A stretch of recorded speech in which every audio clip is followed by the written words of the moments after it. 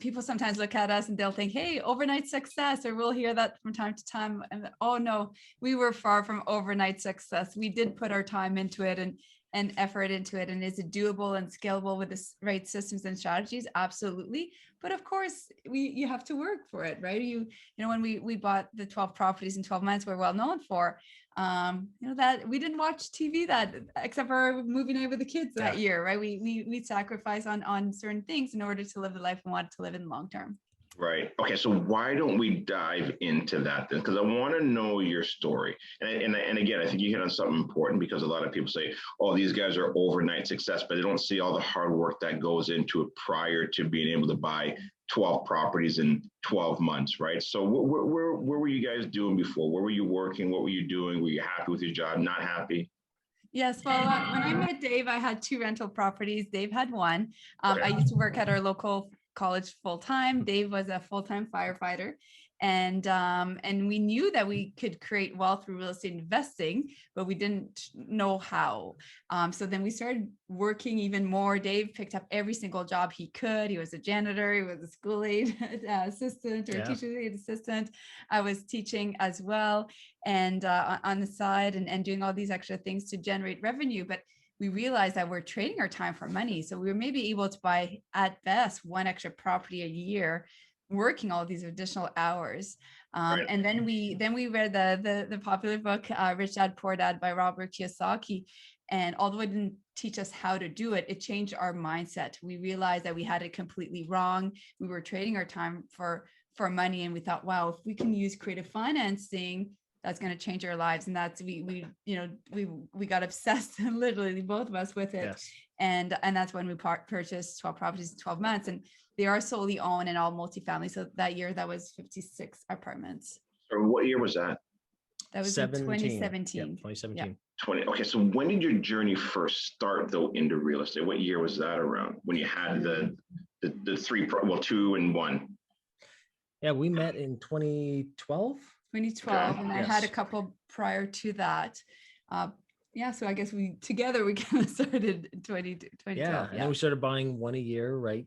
And like Mel said, the book, and then 2017, boom, 12 in 12 months. So the mindset switch. Yeah, is kind and then of as you do it, the more you do it, of course, the more your system strategies, connections grow, the easier it gets. I mean, last year, despite the pandemic, we still had our best year to date. And as far as acquisitions, we solely purchased 119 apartments last year, and that was with everything going on as well. So that's also the thing, right? Once you get into it and you have team members and you're able to grow, you're able to scale because you know how to do it. Right. So David, okay, so help kind of break this down for me then. So now finally you figure it out, you get to that threshold, and let's start off in 2017, right? Was when you bought the 12 properties. Okay. Yes. Was it right after you read Rich Dad, Poor Dad? Was there something that triggered, because you guys are huge on creative financing, you're huge on the whole no money down. What triggered that change? Absolutely. And what triggered it was, Rich Dad, again, just the rich don't work for money, rule number 1, which has stuck with me since then. And then debt makes you rich. So those 2 things, the rich don't work for money. So stop, working those overtime shifts. So we stopped doing that right away. And then debt makes you rich. So once we understood that, then we started looking into creative financing and all that stuff, right? Seller financing, creative financing, secured funds, right? The RSPs, the 401ks, and then just promissory notes. Then we started exploring all that. And we started looking at people that went belly up, right? Like that had done it and that lost their entire portfolio, because I was excited about it. Mel was scared about it, right? So I was the one saying, is this a scam? How are we going to pay these people back? Like, we're dealing with other people's money here. Like we're going to, what we do is going to affect somebody else's future, either good or bad. Either they can make a lot of money through this, or what if I can't pay them back? What's going to happen? So I was really, really scared. You were very, very excited. So, together we kind of, before moving forward, we really needed to figure out, exactly how I needed to ensure that I know exactly how I'm going to pay back these people, to make sure that I never, put somebody in a situation they don't want to be in. Right. And when you say pay these people back, are you talking about the seller of the property? Are you talking about because you guys don't do joint ventures, right? No, No, you guys have done this all with your own, well, I don't say money, but your own, credit financing and all that, right? And other Exactly. people's money. Yeah, 100%. so when I'm referring to that, that's exactly what I mean. So if it is owner financing, Yeah. or here in Canada, it's RSPs, if I borrow somebody's RSPs to fund the deal, or I do it through a promissory note, which for those who are new to this, creative financing, that's essentially a contractual agreement. This is where I need to make sure that the term's only going to be for X amount of months or X amount of years. Let's say it's 3 years or 5 years, or it won't be 6 months, doesn't matter the term, whatever the term is. I need to make sure that I have what we refer to as your exit strategy, which means paying them back. Yeah. Got it. Okay. So can you walk me through, like, say maybe one of your latest deals? Because again, people are watching you now on Instagram, TikTok, like we just kind of talked about, you like 150,000 followers over there, which is insane. Yes, thank you. Dave has we have a lot of fun in the office. TikTok is a different audience. I have fun. I could be sarcastic. I can try and kind of ruffle some feathers a bit. Anyway, I like TikTok. It's fun. Well, I love it. You know what? And I watch your videos. You guys are always pointing here and you're pointing there and you're doing this and you got all these gang signs going on. So definitely got uncomfortable because I never would have thought asked me 6 months ago, I would have never been on TikTok, but we decided to do it and now we love it. We have a lot of fun. Right. So no, it's great. But sorry, go ahead with the deal, Dave. Yeah. Okay. So let's talk about a deal. This is one that we closed at the end of January. And I'm trying to get the exact numbers. So we got, it was an 8-plex. There was 3 commercial tenants on the bottom, like storage units. And one guy has supplies like for businesses, right? Soaps and different, whatever, supplies for businesses. Doesn't matter. So 3 commercial tenants on the main floor and 5 residential tenants on the second floor for a total of 8 units. Yeah. Where's this? So, this is in North Bay, Ontario, where we live, North Bay, Ontario, Canada. Okay. So if you don't know where that is, so most people don't know where it is. It's about 3.5 hours north of Toronto. Okay. So that's why you guys weren't able to make it to the studio. Got it. I'm itching to go traveling. Anyway, I would have loved to come here. But yes, but when we got asked, we were now we're out of the gray zone, but yeah, we were in complete lockdown here. Yeah, that's true. Yeah, exactly. So we went to a mortgage broker who was open to creative financing. They found us a hard money lender. So I think it was a MIC, a mortgage investment corporation or company, whatever you call them. Anyway, a MIC.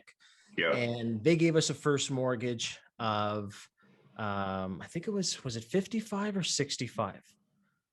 Anyway, I'll get into the numbers after, but it came up to 55 or 65 first mortgage. Yeah. Interest. And when you say 55, 65, you're talking about percentage of what the total amount of the property is. Yes, and thank you for clarity. Yeah, 55 or 65% loan to value. Yeah. I think it was 65. Yeah, 65% loan to value. First mortgage, right? So the lion's share, they were taking care of it. It was an interest only loan, and I think it was something like 8%. So not cheap money, right? Okay. So first mortgage, interest only 8%. Most people would have ran, right? Most people ran away. They think, oh. And that's exactly what I wanted to kind of jump in and say, because most people look at that and say, well, that's way too expensive. It's not going to work. But really what you guys are saying, okay, well, let's take a look at anything. And then we crunch the numbers, because it sounds like it's probably going to work once you continue, on with the story, right? Absolutely. Okay. And then we approached the owner. And this deal hasn't come to fruition yet, but this is our most recent deal. But I'll just give an example. We approached the owner. They did a second mortgage of 25% loan to value. They were lower interest rate. I forget exactly what they were, but they were lower interest rate. Interest only payments, again, right? Keeps our payments low.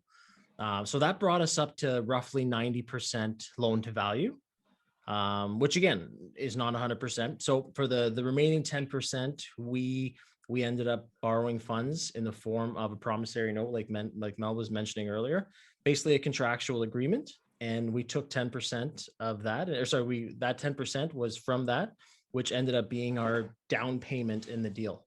Right. So 100% finance deal. And you put nothing in. Well, yeah, we paid the lawyer fees on closing. So a couple $1,000s in land transfer. That was out of our pocket. So full disclosure, we most of the time we do pay. We have negotiated them before. But yeah, when we bought the 12 and 12, we didn't have a lot of fun. So then that year we're trying to really do the Yeah. floor fees or the small deposits and all that. Right. Now we don't focus on that quite as much, but yeah, back then we had Right. to. Yeah, Yeah.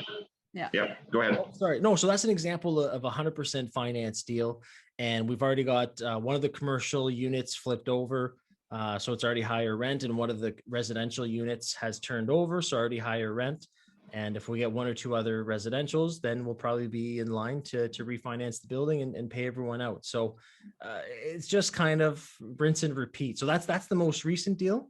And Right. I guess it's important to know, right? It's still cash flow from day Yes. one, despite these higher fees. It's still cash flow from day one, which is really, really important because you want to make sure your ratios make sense. So still cash flow doesn't work for every deal, not No. at especially at 8%, right? So a lot of deals we look at, it doesn't make sense.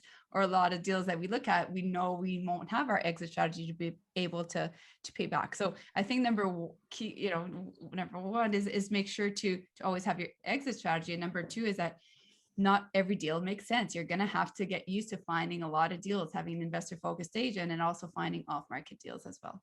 Right. And so essentially what you just went through is a formula that anybody essentially can do.